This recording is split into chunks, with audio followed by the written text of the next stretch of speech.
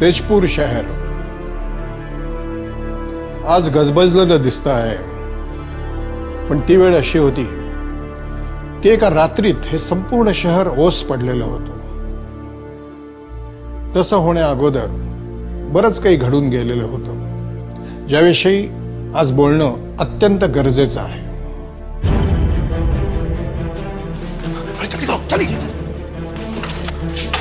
क्या कर रहे हो यार? सॉरी सर, जल्दी जल्दी जल्दी जल्दी करो, आ जाओ जल्दी आओ. जितने रोड है सारे थालियां मार लो और सारी बेटियां मार लो. सारे डाल लो बेटी के अंदर. लेकिन सर ऐसा बाहर क्यों? सारे वोट दिलाने. जल्दी करो, उठाओ वहां से जल्दी और भरी बेटियां बाहर लेके जाओ. देखो सर, अलमारी को चेक करो, वो भरी बेटियां बाहर लेके जाना, वहां से निकालो. हाँ.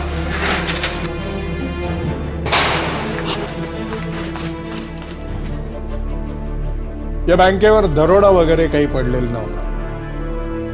हे पैसे या बँकेच्या मॅनेजरनीच काढलेले होते आणि त्या पैशामध्ये ज्या काही नोटा होत्या त्या सरळ मॅनेजर साहेबांनी पेटून दिल्या.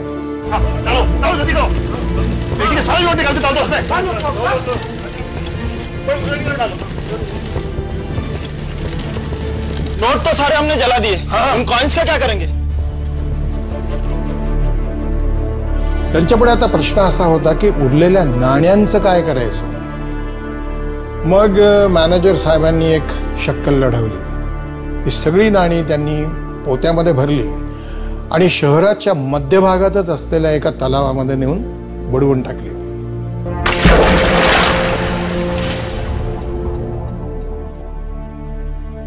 तुम्हाला केवळ अंदाज यावा म्हणून ही काही उदाहरणं होती. पण 1962च्या नोव्हेंबर महिन्यामध्ये या तेजपूर शहराने काय नाही पाहिलं. ज्या ज्या लोकांनी स्वतःच्या डोळ्यांनी ते दृश्य पाहिली, भोगली, अनुभवली, त्यांच्या तोंडूनच तुम्ही ती ऐका. उस टाइम में चाय बागान के अंदर में मैनेजर था. हमने सुना कि वो लोग जो हैं यहाँ फुटहिल्स में, मिसमारी के पास में फुटहिल्स है, वहाँ पर आ गए हैं. फिर उस टाइम में ऐसा लगा कि भाई अब यहाँ पर शायद रहना सेफ नहीं हो सकता है. तो उस वक़्त फिर हम लोग जो हैं यहाँ से रात में इकट्ठे होकर सवेरे मॉर्निंग में यहाँ से हम लोगों को ले जाया गया. रास्ते में रोका, पुला, वो कहाँ जा रहे हैं? हमने कहा हम तो तेजपुर जा रहे हैं. बोले नहीं नहीं, तेजपुर मत जाइए, हम लोग तो तेजपुर से वापस आ रहे हैं, वहाँ तो चाइनीज आने वाले हैं. पता लगा कि भाई यहाँ एडमिनिस्ट्रेशन नहीं है, कोई भी एसपी डीसी सब यहाँ से छोड़ के चले गए हैं. स्टेट बैंक का पता लगा. स्टेट बैंक से सुना ऐसा कि भाई उन्होंने नोट वगैरह जो थे, करन्सी, वो जला दी है. हे सगळं घडण्यामागे तेजपूरच्या लोकांच्या मनात चीनी सैन्याबद्दल बसलेली भीती होती. तेजपूर वासियांच्या मनात भीती होती की चीनी सैन्य कुठल्याही क्षणी त्यांच्या शहराचा ताबा घेईल. 20 ऑक्टोबर 1962 पासून भारत आणि चीनमध्ये युद्ध सुरू झालं होतं. त्याच दरम्यान पंतप्रधान नेहरूंचं असं एक भाषण लोकांनी ऐकलं ज्यामुळे त्यांच्या मनातली भीती पक्की झाली होती. लोकांनी हे गृहीत धरलं होतं की फक्त तेजपूर शहरच नाही तर संपूर्ण ईशान्य भारत चीनच्या ताब्यात जाणार होता. इस वक्त कुछ असम के दरवाजे पे दुश्मन है और असम खतरे में है. इसलिए खास तौर से हमारा दिल जाता है हमारे भाइयों बहनों पर जो असम में रहते हैं, उनके हमदर्दी में, क्योंकि उनको तकलीफ उठानी पड़ रही है और शायद और भी तकलीफ उठानी पड़े. हम उनकी पूरी मदद करने की कोशिश करेंगे और करेंगे, लेकिन कितने ही हम मदद करें, हम उनको तकलीफ से नहीं बचा देंगे. और असम खतरे में है, इसलिए खास तौर से ज्या दुःखाची चर्चा पंतप्रधान नेहरू करत होते ते दुःख फक्त आसामच्या लोकांपुरतं मर्यादित नव्हतं, तर संपूर्ण देश या हल्ल्याचे परिणाम भोगत होता. या सगळ्याची सुरुवात मध्यरात्री झाली. मध्यरात्री चीनने भारतावर हल्ला केला. 20 तारीख की सुबह स्टैंड 2 होता 4:30 पौने 5 के बीच में. हम लोग स्टैंड 2 के लिए उठे, बाहर निकले अपने ट्रेंचेस बंकर से. उसी वक्त शेलिंग शुरू हुआ. पहला शेल गिरा हुआ.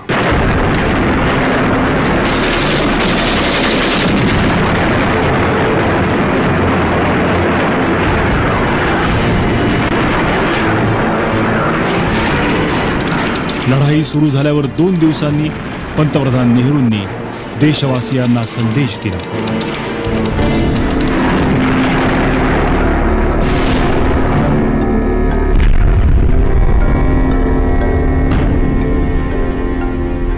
भाइयों बहनों, साथियों और हम वतनों, हमारे सीमा पर जबरदस्त हमले चीनी फौजों ने किए हैं और करते जाते हैं. जहां के एक बहुत ताकतवर दुश्मन, जिसको जरा फिक्र न शांति की थी, न शांति के तरीकों की, उसने हमें धमकी दी और उस धमकी पर अमल भी किया.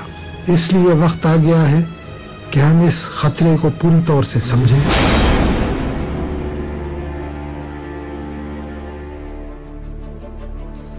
आपल्या देशाला स्वातंत्र्य मिळून अवघी 15 वर्ष झाली होती आणि आता समोर युद्धासाठी शत्रू उभा होता.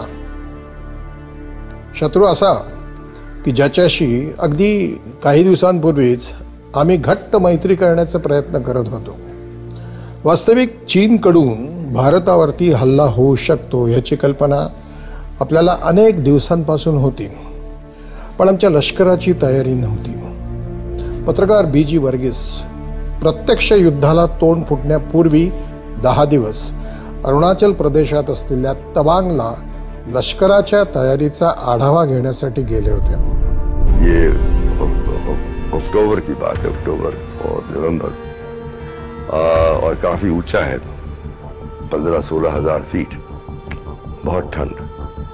वो शर्ट स्लीव्स में या एक हल्का से पुलोवर पहन के, जिम शूज, सॉक्स से काम वो कर रहे. उनके पास सब चीज की कमियां थी. रिटायर्ड ब्रिगेडियर SP श्रीकांत तेव्हा मेजरच्या पदावर होते आणि नेफा मधल्या धौला फ्रंटवर सेनेच्या एका तुकडीची जबाबदारी ते सांभाळत होते. हम जब तवांग में थे, हम लोग जब बेनेट ट्रेनिंग करते थे ना, सुबह जब डमी बनाते हैं उसमें हम घोंपते हैं, वो उसमें हम लोग ने चाइनीज का बनाया था शक्ल, ताकि अभी लोग को ये पता लग जाए इनको मारना है चाहे कुछ हो जाए. मगर हुक्म आ गया कि नहीं, ये बंद करिए, ऐसा नहीं हो सकता है. अभी हम लोग हिंदी चीनी भाई भाई हैं. अब भाई भाई के सिलसिले में हम उसी में चक्कर में रह गए. मेजर श्रीकांत यांना भारत चीन युद्धातल्या शौर्यासाठी महावीर चक्राने सन्मानित केलं गेलं.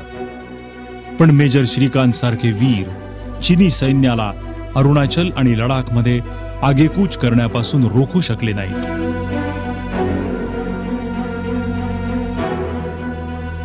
दुख तो बहुत होता है. रेट्रोस्पेक्ट में हम कहते हैं कि लड़ाई हुई नहीं, ऐसे लड़ाई थोड़ी होता है. और प्लानिंग इस पर मेरे ख्याल में था ही नहीं. वो उसी वक्त वो रेखी के लिए गए थे, ब्रिगेड कमांडर और बटालियन कमांडर. भारतीय सैन्य चीनी सैन्याचा सामना करू शकत नव्हतं हे युद्धाच्या सुरुवातीच्या काळातच उमगलं होतं.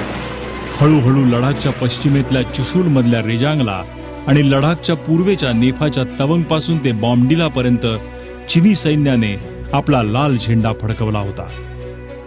भारतीय सेना बिथरू लागली होती. पंतप्रधान जवाहरलाल नेहरू यांनी युद्धाच्या 30व्या दिवशी भारतीय जनतेला उद्देशून परत एक संदेश दिला. ह्या रेडिओ ब्रॉडकास्टला अनेक लोक हार झाल्याची औपचारिक घोषणा असंही मानतात. सीला एक पास है, पहाड़ है, बोमडिला के ऊपर, तवांग और बोमडिला के बीच में, और बोमडिला भी हमारे हाथ से निकल गया. रंज हुआ इसको सुनकर, रंज हुआ कि हमारी फौज को हटना पड़ा वहां से. इसके माने ये हैं कि जो लड़ाई हमारे सामने है उसको हमें जारी रखना है. थोड़े दिन नहीं, बहुत दिन, महीनों नहीं, सालों रखना है जारी. हम लड़ते जाएंगे और अगर बीच में कहीं कहीं हारे तो उससे हम और ताकत पकड़ेंगे और आगे बढ़ेंगे. खरं तर पंतप्रधान नेहरू आपल्या देशाला एका मोठ्या युद्धासाठी तयार करत होते, पण नेहरूंना परत लढण्याचा मौका चीनने दिलाच नाही. 20 नोव्हेंबरच्या रात्री चीनचे तत्कालीन पंतप्रधान चाऊ एन लाय यांनी चीनमधल्या भारतीय राजदूतांना बोलावणं धाडलं आणि सांगितलं की मध्यरात्री चीन शस्त्रसंधीची घोषणा करेल आणि आठवड्याभरात खऱ्या नियंत्रण रेषेच्या 20 किलोमीटर मागे जाईल.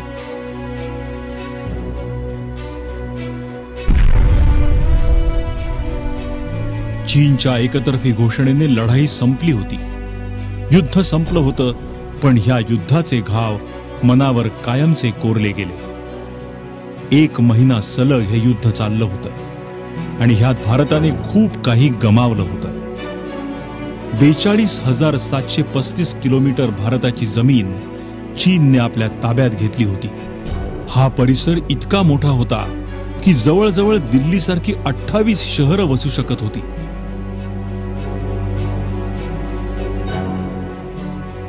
ह्या युद्धात भारताचे 1383 सैनिक शहीद झाले होते, तर 1047 सैनिक गंभीर जखमी झाले होते.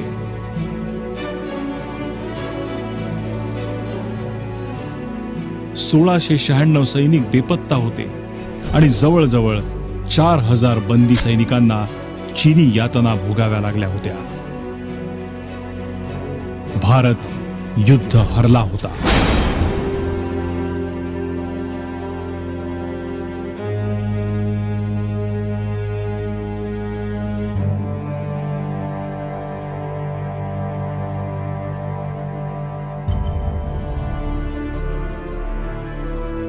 भारत आणि चीन यांच्यामध्ये युद्ध होऊन आज 50 वर्षांहून अधिक काळ लोटलेला आहे. आता इतक्या वर्षांनी या विषयावर बोलताना हे युद्ध आम्ही का हरलो असा प्रश्नच उरत नाही. प्रश्न उरतो तो हा की हे युद्ध पेटणं न पेटणं याला काही पर्यायच उरला नव्हता का? हे युद्ध होणं थांबवता आलं असतं का? पंतप्रधान जवाहरलाल नेहरू स्वतःच त्यावेळेला परराष्ट्र मंत्री होते, पण त्यांची डिप्लोमसी म्हणजे मुत्सद्देगिरी चीनच्या बाबतीमध्ये काहीच प्रभाव पाडू शकली नाही. चीन आणि भारतामधल्या या युद्धाचं नेमकं कारण काय होतं? या प्रश्नाचं उत्तर जर शोधायचं असेल तर प्रश्नाच्या मुळाशी जाणं गरजेचं आहे. आणि त्यासाठी 1950 सालच्या काही घटना समजून घेणं आवश्यक आहे. भारत 1947 साली स्वतंत्र झाला आणि 2 वर्षांनंतर चीनमध्ये माओ त्से-तुंग आणि चाओ एन-लाय यांच्या नेतृत्वाखाली एका मोठ्या संघर्षानंतर पीपल्स रिपब्लिक ऑफ चायना नावाचा साम्यवादी देश जन्माला आला. दोन्ही देशांचा हा प्रवास एकाच वेळी सुरू झाला होता. We recognize their government. हमने चीन की हिमायत की. हमने कहा कि चाइना को यूनाइटेड नेशंस का सदस्य होना है. एक बार नहीं, अनेक बार. माओच्या कम्युनिस्ट चीनला भारताने मान्यता दिली होती खरी, पण त्या चीनने 1950 साली भारताविरुद्ध एक मोठं षडयंत्र रचलं. भारत आणि चीनच्या मध्ये वसलेल्या एका स्वतंत्र देशावर म्हणजे तिबेटवर चीनने हल्ला केला आणि बघता बघता तिबेट आपल्या ताब्यात घेतला. चीनने तिबेट चीनचाच एक भाग, एक राज्य असल्याचं घोषित केलं. दलाई लामा तिबेटचे राष्ट्राध्यक्ष आणि धर्मगुरू आहेत. चीनने दलाई लामांच्या तिबेटवर कब्जा केल्यावर जगाचा भूगोल कायमचा बदलला. तिबेट भारत आणि चीनच्या मध्ये असल्याने या दोन्ही देशात कायम अंतर होतं. चीनच्या तिबेटवरच्या हक्कामुळे हे अंतर कायम स्वरूपी संपलं होतं. आतापर्यंत चीनची सीमा जी फक्त काश्मीरच्या एका छोट्या भागापर्यंत मर्यादित होती, ती वाढत भारताच्या ईशान्य भागापर्यंत पसरत गेली आहे. साहजिकच या सगळ्या घटनांचा भारतावर परिणाम होत होता. तिबेटवरच्या चीनच्या हक्कामुळे भारताच्या सुरक्षा व्यवस्थेवर परिणाम होणार होता. भारताचं परराष्ट्र मंत्रालय देखील पंतप्रधान नेहरूंच्या हातात होतं. नेहरूंनी तिथल्या अधिकाऱ्यांना उद्देशून एक संदेश पाठवला.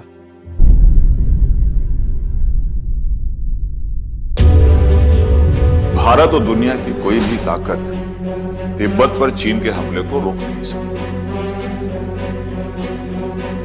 उसके बाद चीन भारत पे हमला करेगा, ये बात बहुत हद तक गैर मुमकिन है, क्योंकि अगर चीन भारत पे हमला करेगा तो तयशुदा तौर पर वर्ल्ड वॉर हो सकता है. हां, चीन भारत में घुसपैठ करने की कोशिश करेगा और अगर विवादित जगहों पर घुसपैठ हुई तो वहां कब्जा भी हो सकता है. भारत को चीन के लोग और वहां के विचार दोनों की घुसपैठ रोकने की कोशिश करनी चाहिए और चीन के साथ हमें अपनी दोस्ती में ही सुरक्षा ढूंढनी चाहिए।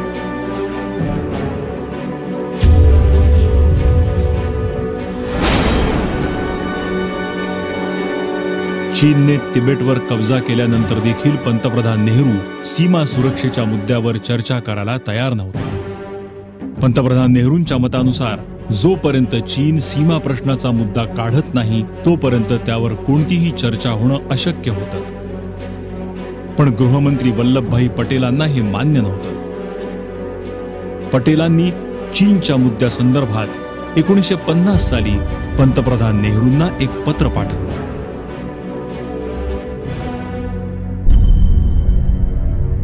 प्रिय जवाहरलाल नेहरू, चीन सरकार ने हमें जाल में उलझाने की कोशिश की है। मेरा यह मानना है कि चीन हमारे राजदूत के मन में ये झूठा भरोसा कायम करने में सफल रहा है कि वो तिब्बत की समस्या को शांति के साथ सुलझाना चाहता है। मेरे विचार से ये चीन का धोखा और विश्वासघात है। वो असम के कुछ हिस्सों पर भी नजर गड़ाए हुए हैं। आवाजाही की दृष्टि से वहां हमारे साधन बड़े ही कमजोर और कम हैं। इसीलिए क्षेत्र कमजोर है। सभी समस्याओं को बता पाना मेरे लिए थकान भरा और असंभव होगा, लेकिन समस्याओं का तत्काल समाधान करना होगा। आपका वल्लभ भाई पटेल।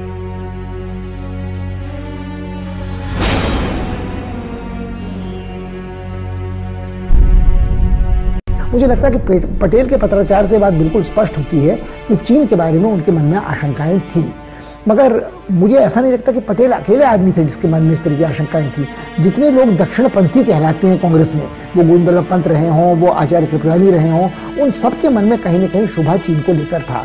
मगर उस समय दौर ये था कि नेहरू को चुनौती देने वाला कोई था नहीं। सरदार पटेलांनी लिहिलेलं हे पत्र पटेलांच्या दूरदृष्टीचं उदाहरण आहे। अनेक अभ्यासक असं मानतात की पटेलांनी लिहिलेल्या या पत्राचा मसुदा हा तेव्हा परराष्ट्र मंत्रालयामध्ये सेक्रेटरी जनरल या हुद्द्यावर काम करणाऱ्या गिरिजाशंकर वाजपेयी यांनी तयार केला होता। वास्तविक त्यावेळेला नेहरूंना स्वतःला चीन बरोबर सीमेविषयीचा मुद्दा चर्चेला आणायचा नव्हता।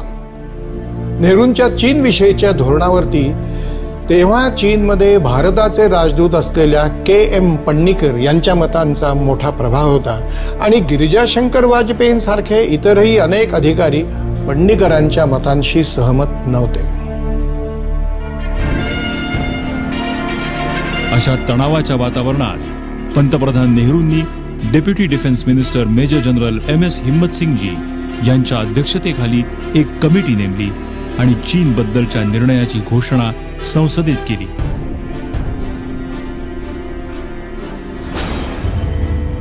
लद्दाख से नेपाल तक जो सरहद चीन की सीमा से लगती है वो परंपरा और रिवायती इस्तेमाल से तय हुई है।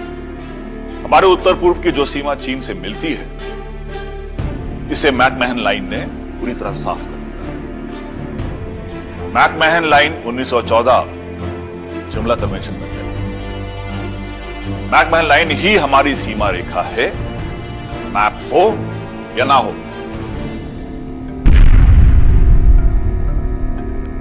तत्कालीन नेफा आणि आजच्या अरुणाचल प्रदेशाची सीमा जी चीनशी मिळते तिला मॅकमोहन लाईन असं म्हणतात। 1914 साली शिमलामध्ये ब्रिटिश इंडिया, तिबेट आणि चीनने मिळून तयार केलेली ही मॅकमोहन लाईन चीनच्या कम्युनिस्ट सरकारच्या म्हणण्यानुसार ही सीमारेषा बळजबरीने तयार केली आहे। चीनची ही भूमिका जाणून उमजून देखील पंतप्रधान नेहरूंनी मॅकमोहन लाईनला भारताची सीमा घोषित केली। 12 फेब्रुवारी 1951 साली तवांगमध्ये एक मोठी घटना घडली।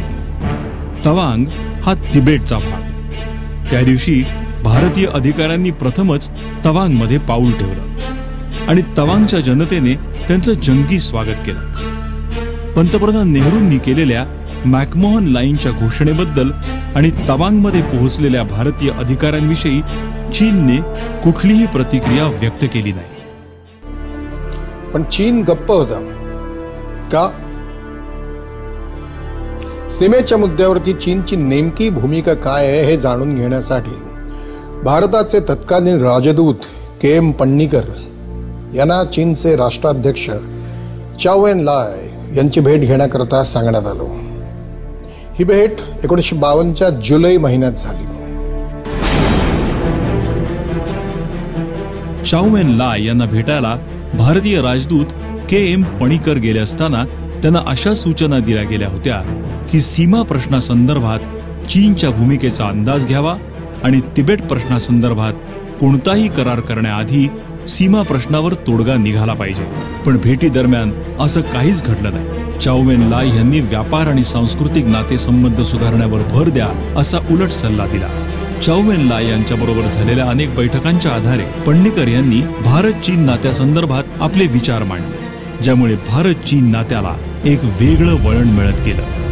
हमारी मुलाकातों में बाउंड्री से जुड़े सवाल पर कोई चर्चा नहीं हुई. राजनीतिक सवालों की तरफ इशारा भी नहीं हुआ. मुझे लगता है कि चाओ एन-लाय सीमा को लेकर भारत के पोजीशन को बखूबी जानते हैं और इस मसले पर उनकी चुप्पी का मतलब भारतीय पोजीशन को लेकर मौन सहमति ही हो सकती है. भारत चीन सीमा बिल्कुल तय है और उस पर कोई बातचीत की जरूरत नहीं है. ये हमारा अब तक का स्टैंड रहा है और इसे बदलने की जरूरत नहीं है.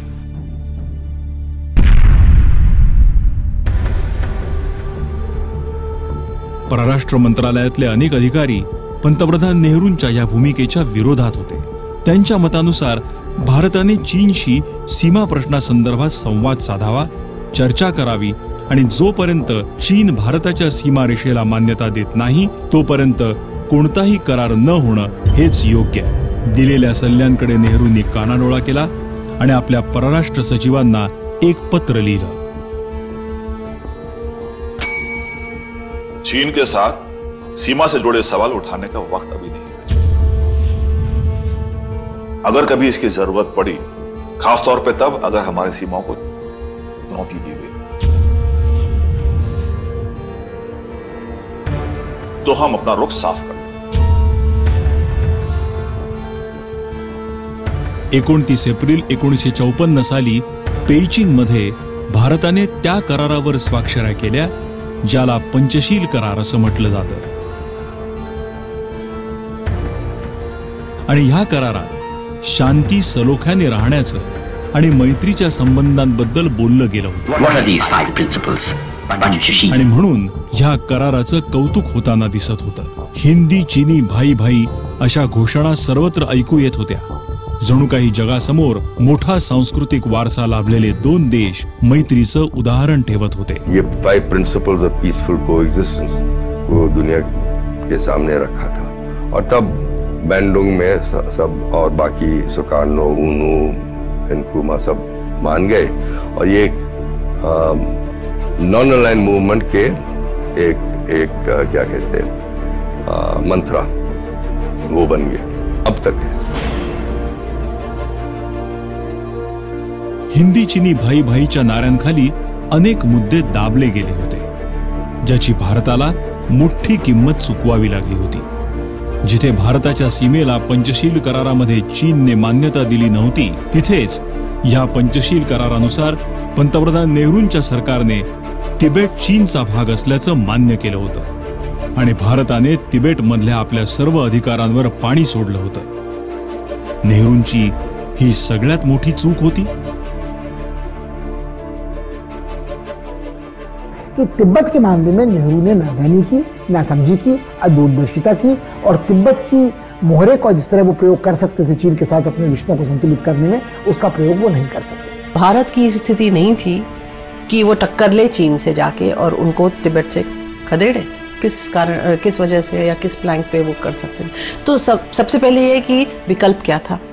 कोई विकल्प नहीं था. आप प्रोटेस्ट कर सकते थे और या फिर आप कहते कि इस मामले से लेकर हम रिश्ते तोड़ देते हैं.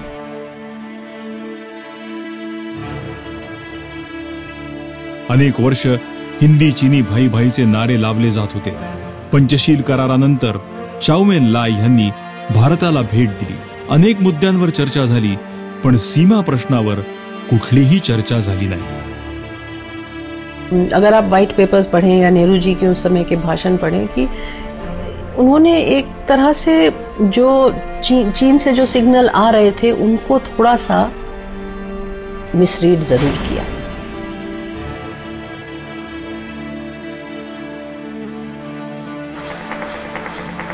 ह्या भेटीनंतर नेहरू आणि चीनचे पंतप्रधान चाओ एन लाय यांच्यात अनेक भेटी झाल्या। नेहरूंनी देखील चीनला भेट दिली, जिथं त्यांचं मोठ्या प्रमाणात स्वागत करण्यात आलं।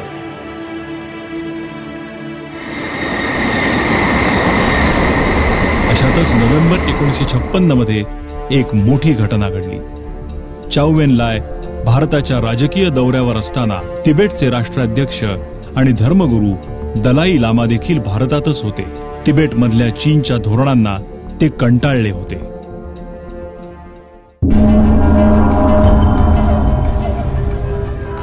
आपको समझना चाहिए कि भारत आपकी सहायता नहीं कर सकता है। मैं भारत में ही शरण लेने का विचार कर रहा हूँ। आपको अपने देश वापस जाना चाहिए और इस 17 सूत्री समझौते के अनुसार अपने देश में काम करने की कोशिश करनी चाहिए। मैं ये कैसा मानूं कि त्या क्षणी तरी नेहरूंनी शरण आलेल्या तरुण दलाई लामा यांना समजावून परत पाठवलं। एकीकडे नेहरू तिबेटवरून चीनची डोकेदुखी वाढवू इच्छित नव्हते, तर तिथं चीनच्या सिकियांग भागापासून ते तिबेटपर्यंतच्या रस्त्याचं काम पूर्ण झालं होतं आणि ह्याची बातमी सप्टेंबर 1957 सालच्या एका चीनी सरकारी वृत्तपत्रात पीपल्स डेलीमध्ये छापून आली होती। भारतासाठी हा मोठा धक्का होता।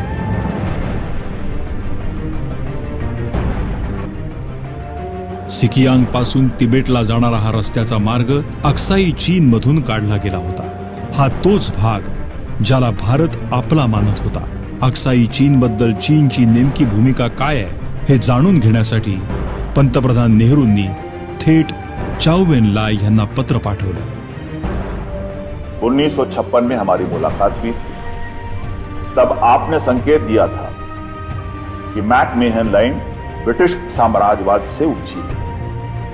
फिर भी भारत और चीन के बीच दोस्ताना रिश्तों को देखते हुए और तिब्बत के स्थानीय प्रशासन से सलाह मशवरा के बाद इसे मान्यता दे दें। हमारी अब तक यही सोच रही है कि भारत और चीन के बीच कोई सीमा विवाद नहीं है।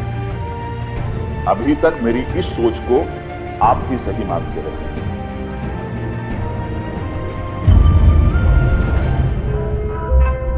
चीनचे पंतप्रधान चाओ एन लाय यांनी नेहरूंच्या पत्राला जवळजवळ एका महिन्याने उत्तर दिलं। त्यात त्यांनी लिहिलं होतं की औपचारिक पद्धतीने हिंदुस्थान आणि चीनची सीमारेषा आखली गेली नव्हती, ठरवली गेली नव्हती आणि आतापर्यंत चीनने सीमा प्रश्नासंदर्भात चर्चा केली नाही, कारण आम्ही दुसऱ्या कामात व्यग्र होतो। चीन आपल्या भूमिकेवर ठाम नव्हता, आपली भूमिका वारंवार बदलत होता। भारत चीनच्या बदलत्या भूमिकेला समजून घेण्याआधीच काही नवीन घडामोडी घडल्या। पण नेहरूंच्या या पत्राला चाओ एन लाय यांनी उत्तर देण्या अगोदरच एक अतिशय महत्वाची घटना घडली। तिबेटमध्ये चीन विरोधात त्यावेळेला उठाव झाला। 31 मार्च 1959 रोजी दलाई लामांनी आपल्या काही सहकाऱ्यांसोबत भारताचा रस्ता धरला। दलाई लामांना भेटायला खुद्द पंडित जवाहरलाल नेहरू स्वतः गेले होते। मुझे उम्मीद है कि भारत का मदद से तिब्बत को आजाद कर पाएंगे। दलाई लामा जी, तिब्बत की आजादी के लिए भारत चीन से लड़ाई नहीं शुरू कर सकता। मुझे तो ये लगता है कि पूरी दुनिया मिलकर भी तब तक तिब्बत को आजाद नहीं करा सकती जब तक चीन पूरा बर्बाद ना हो जाए।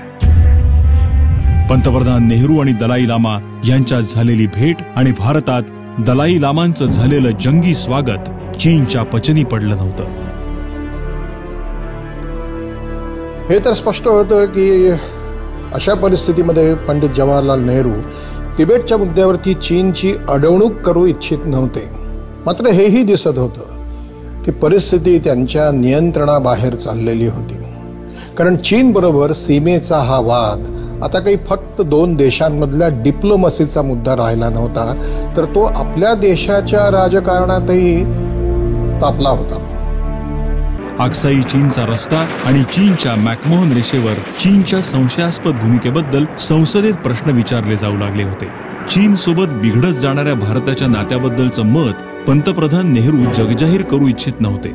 पण संसदेत हा मुद्दा वारंवार उठवला गेला आणि खासदार माहिती लपवण्याचे आरोप नेहरूंवर करू लागले. सरतेशेवटी नेहरूंनी भारत चीन संबंधांवर श्वेतपत्रिका संसदेत सादर करण्याचा महत्वाचा निर्णय घेतला.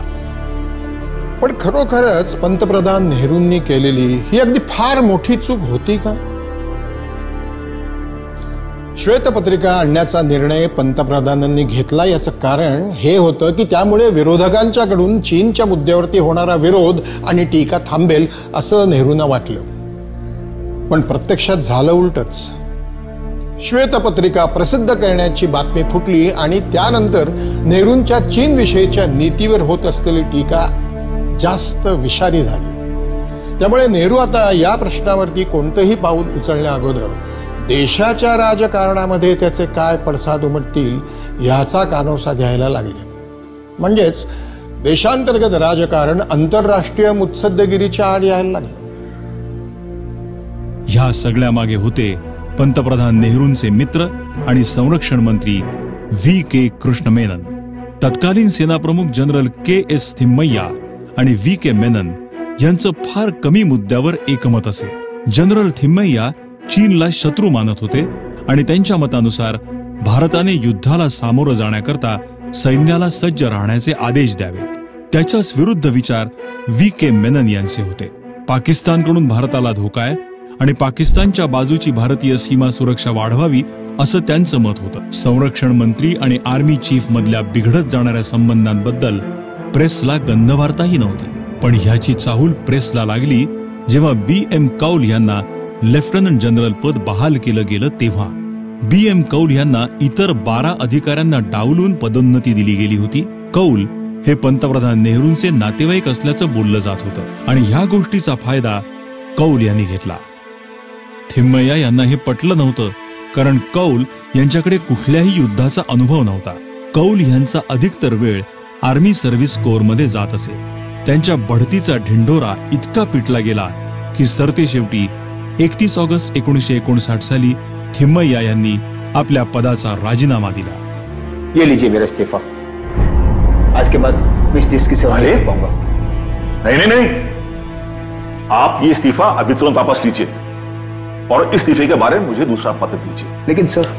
देखो टिमी, मेरी बात ध्यान से सुनो.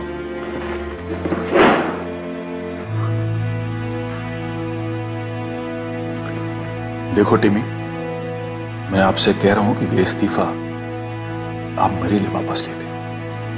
और ये मैं एक प्रधानमंत्री के तौर पे नहीं कह रहा हूं, एक बुजुर्ग के नाते कह रहा हूं. इसे वापस लीजिए.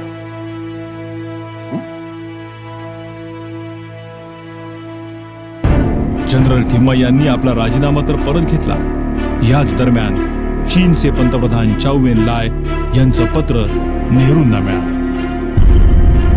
ये बहुत हैरत की बात है कि भारत चीन से उस सीमा रेखा को मान्यता देने की बात कर रहा है जिसे ब्रिटिश साम्राज्यवादी नीतियों ने जबरन चीन के तिब्बत क्षेत्र पर थोपा था.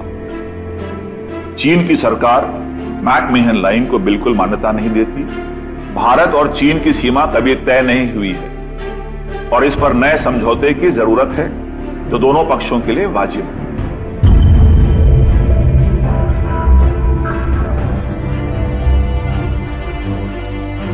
चाऊ एन लायच्या पत्रातून हे स्पष्ट झालं होतं की भारताच्या नकाशातल्या 4000 किलोमीटरच्या परिसरावर चीन आपला हक्क सांगतोय.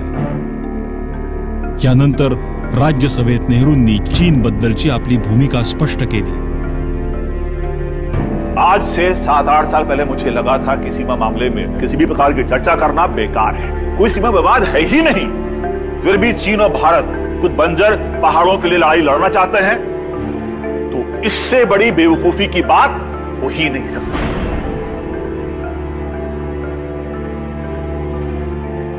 चीन ने अक्साई चीन के लद्दाख वाली इलाके में वो सड़क बना ली थी जिसको लेकर झगड़ा हुआ, और नेहरू ने फरमाया कि वहाँ तो घास का एक तिनका तक नहीं उगता, उसको लेकर चिंता क्या करनी। जब महावीर त्यागी ने संसद में अपनी टोपी उतार कर कहा कि यहाँ भी एक बाल नहीं उगता मेरी चाँद पर, तो उसका मतलब ये तो नहीं कि मेरी गर्दन कलम कर दी जाए। तो ये सारी घटनाएं आपको 54-55 से लेकर के, हम मानते हैं कि शांतिपूर्ण समझौते के पंचशील का जो दिन थे वो बड़े अच्छे दिन थे, मगर अगर आप पलट कर देखें तो विवाद जारी था। आता हे स्पष्ट झालं होतं की पंतप्रधान नेहरूंच्या नेतृत्वाखाली राजनैतिक चर्चा फसली होती। चीनच्या मुद्द्यावरून देशांतर्गत राजकारण आणि टीका वाढत होती। सीमेवरचा तणाव देखील वाढत चालला होता।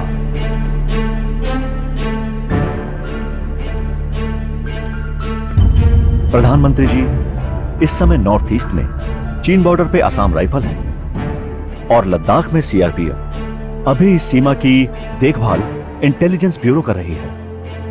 आगे का क्या प्लान है? हमें अब इस सीमा की जिम्मेदारी फौज को दे देनी चाहिए। हमारे पास 4th डिवीजन पंजाब में है, उसे भी नेफा भेजना होगा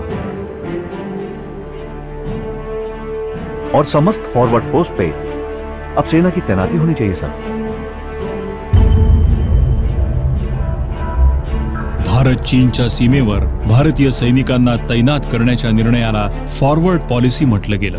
नेहरू सरकारचा हा मोठा आणि महत्वाचा निर्णय होता, कारण सेनेच्या ज्या 4थ्या तुकडीवर नेफाच्या सुरक्षेची जबाबदारी होती त्यांचं प्रशिक्षण पहाडी लढाई करता झालं नव्हतं आणि ह्याच धोरणाला चीन लढाईचं महत्वाचं कारण मानत आलाय। फॉरवर्ड पॉलिसी लागू होण्याआधीच चाऊ एन लाई यांनी नेहरूंसमोर एक मोठा प्रस्ताव ठेवला। मैं ये प्रस्ताव देता हूं कि चीन और भारत की सेना पूरब में मैकमेहन लाइन और लद्दाख में line of actual control K 20 kilometre पीछे चली जाए। हाल के दिनों में जो घटनाएं हुई हैं उसके पीछे बॉर्डर पर आपकी कार्रवाई है। हम मैकमेहन लाइन को गैर कानूनी मानते हैं, इसके बावजूद कभी भी हमारी सेना ने उसे क्रॉस नहीं किया है।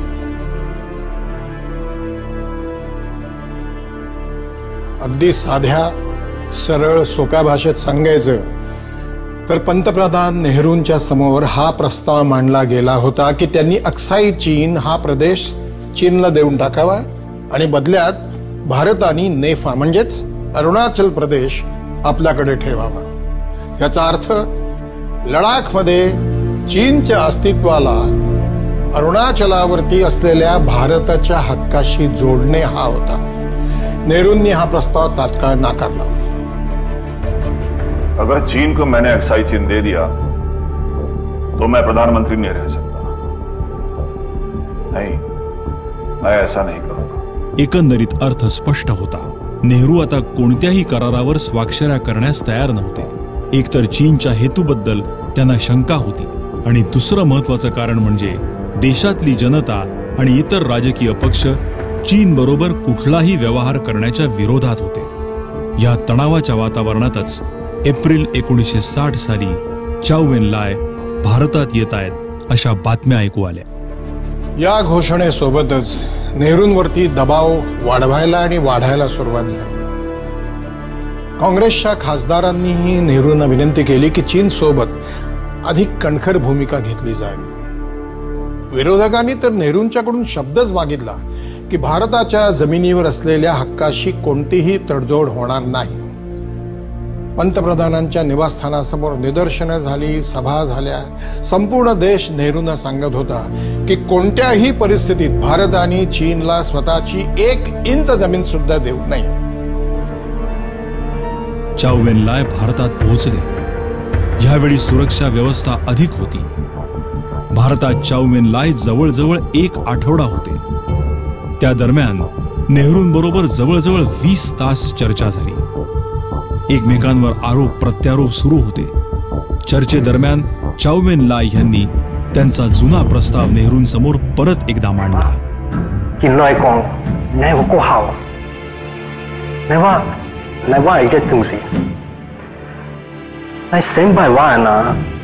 अर्थ स्पष्ट होता।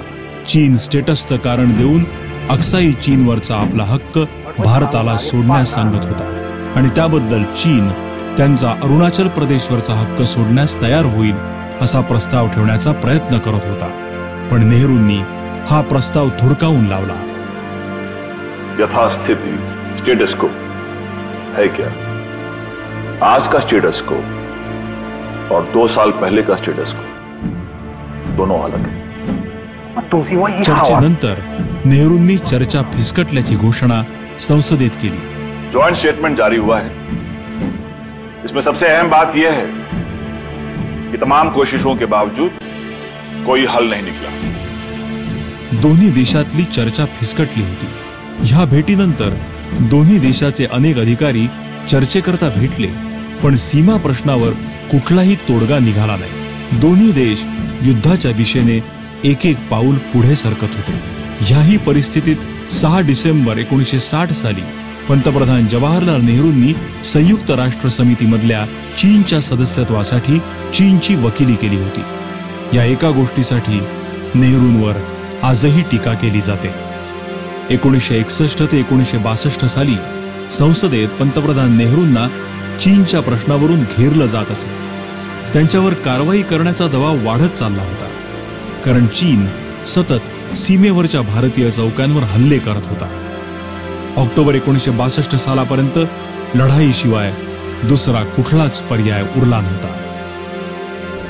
जब डायलॉग ब्रेक डाउन हुआ और जो दोनों पक्षों का जो एक अपना अपना मत था, उनके बीच में कहीं भी किसी तरह से मेल नहीं हो पा रहा था, तो ये घटना घटी.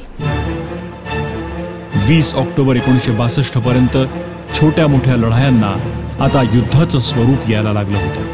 नेफापासून ते लडाख पर्यंतच्या सीमेवर चीनने आक्रमण केलं होतं. भारताने फॉरवर्ड पॉलिसीची सुरुवात तर केली होती, पण तयारी पूर्ण नव्हती. ना हत्यारांची व्यवस्था होती, ना जेवणाखाणाची सोयी सुविधा. फक्त हिमतीच्या जोरावर भारतीय सेना युद्ध लढत होती. परिणामी भारतीय सेनेला नेफापासून लडाख पर्यंत भयंकर नुकसान सहन करावं लागलं. लढाईच्या पहिल्याच दिवशी नेफा फ्रंटचे कमांडर लेफ्टनंट जनरल BM कौल यांना हृदयविकाराचा झटका आला आणि उपचार घेण्यासाठी ते दिल्लीला निघून गेले. त्यांच्या जागी जनरल हरबख्श सिंग यांच्यावर नेफा फ्रंटची जबाबदारी सोपवली गेली. पण जनरल हरबख्श ठोस पावलं उचलण्याआधीच जवाहरलाल नेहरू यांच्या आदेशानुसार कौल यांच्यावर परत एकदा नेफा फ्रंटची जबाबदारी सोपवली गेली. नेफात हरण्यामागचं हेही एक कारण मानलं जातं. भले युद्धातल्या अपयशाची घोषणा मे महिन्यात केली गेली, तरी सुरुवातीच्या काही तासातच भारत हे युद्ध हरल्याचं कळलं होतं.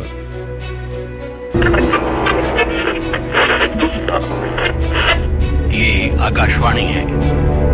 अब आप प्रधानमंत्री का राष्ट्र के नाम संदेश सुनिए. चीनी फौजों ने हमारे ऊपर हमला किया और हमारे मुल्क में घुस आए. उधर पूर्वी सीमा प्रांत जो है नेफा, उसके हमारी सरहद से आए इधर, और उन्होंने हमारे फौजी जो वहां दस्ते थे उन पे हमला किया था. उसके बाद काफी एक बड़ी जंग हुई वहां, और चीनियों ने इतनी बड़ी फौज वहां डाली कि उन्होंने हमारे उससे छोटी फौजों को हटा दिया और दबा दिया. संरक्षण मंत्री V.K. मेनन यांना युद्धादरम्यान राजीनामा द्यावा लागला. युद्धानंतर लगेच तत्कालीन सेनाध्यक्ष जनरल थापड सुट्टीवर निघून गेले आणि लेफ्टनंट जनरल BM कौल यांनाही राजीनामा द्यावा लागला. हे सगळे राजीनामे तर दिले गेले, पण त्यामुळे युद्धातल्या दारुण पराभवाचे खोल घाव बुजणार होते. प्रश्न अजूनही तोच आहे, हे युद्ध आपण टाळू शकलो असतो का? अक्साई चीन तेव्हाही चीनच्याच ताब्यात होता आणि आजही आहे. अरुणाचल प्रदेश तेव्हाही भारताचाच होता आणि आजही आहे. आज 60 वर्षानंतर मागे वळून पाहिलं तर असं वाटतं की जर भारत आणि चीनमध्ये फक्त डिप्लोमसी झाली असती तर कदाचित युद्ध टाळता आलं असतं. मग त्यावरून जे देशांतर्गत राजकारण झालं ते तरी झालं नसतं. निकाल काहीतरी वेगळाच दिसला असता. अर्थात अशा तऱ्हेच्या चर्चा तेव्हाही झाल्या, नंतरही सुरू आहेत, आजही होत आहेत. पण या युद्धासाठी आपण कुणा एका व्यक्तीला जबाबदार धरू शकतो का?